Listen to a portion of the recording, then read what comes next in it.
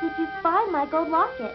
This may look like an animated cartoon, but it's actually a $500 million industry. Computer games. Literally millions of people around the world have experienced one of these interactive adventures, like the games in the King's Quest series from Sierra Online. Unlike their less sophisticated cousins, video game cartridges, today's computer games are powerful packages that take full advantage of today's fast machines. In the last 10 years, computer games have gone from stick figures to pixelized art to full-color adventures with stereo sound. And as these games have become more complex and more advanced, the production has become more involved and expensive. With budgets now approaching $1 million or more, creating a computer game has become a lot like making a motion picture. Back in 1980, when my husband and I worked on our first game, which was Mystery House,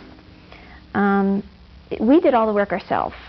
I wrote the game from a scripting standpoint. I did the dialogue. I did the art. My husband did the programming.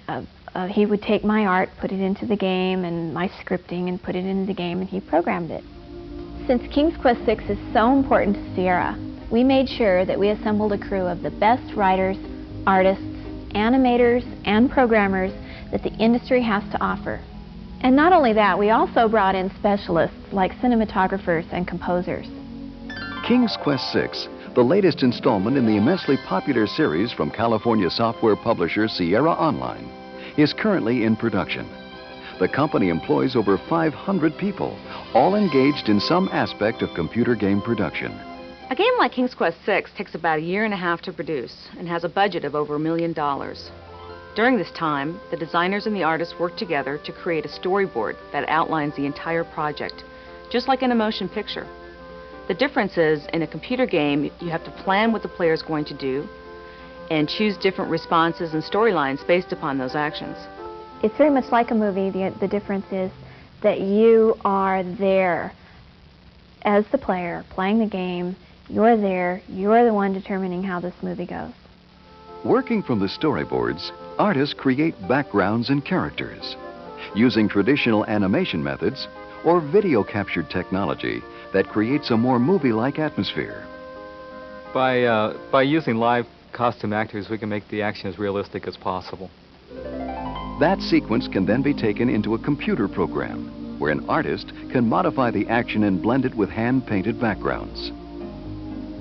For King's Quest VI, we captured over 2,000 separate character movements. These sequences are assembled by programmers who construct the game in such a way that players can uncover puzzles in any order without losing the overall story. The end result?